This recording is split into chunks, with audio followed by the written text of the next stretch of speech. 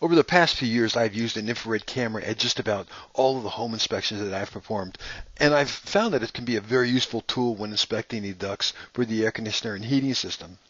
Two very simple rules that I follow that can provide a lot of information. When the furnace is on, there should be noticeable warm air with a lot of moisture in that air flowing through the return air grill.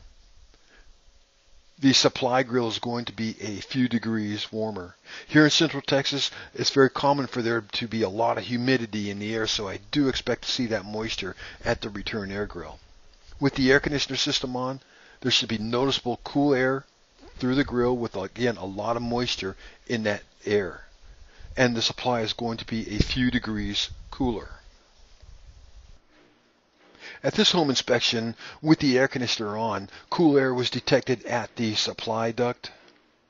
Yet at the return air, the air was stagnant. It was warm with no indication of any air movement through that grill at all, which would indicate some type of airflow restriction in the return air.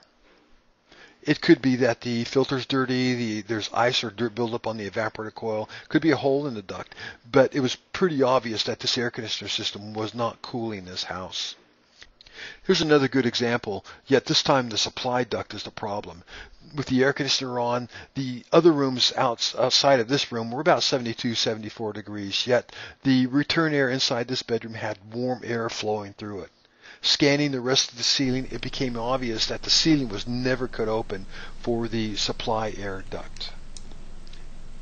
It's important to understand that the infrared camera does not measure airflow. It's just a convenient tool for inspecting the air ducts. This house had a single 5-ton air conditioner unit broken down into 4 different zones. Each zone had its own thermostat.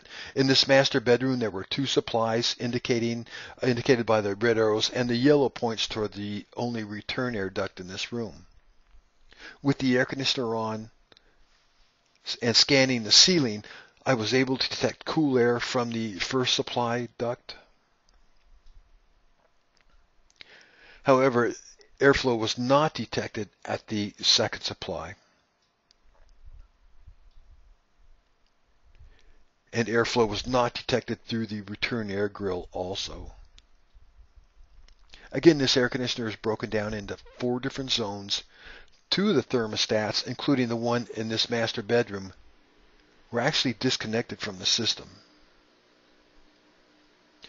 Part of the problem is the first supply duct was actually part of a different zone, yet it was transferring conditioned air here in the master bedroom.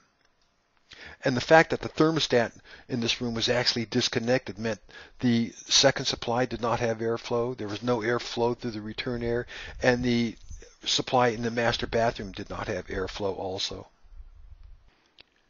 I do like that many new homes built today have return air ducts in all of the bedrooms and many of the individual rooms throughout the house. However, I do receive more than a few phone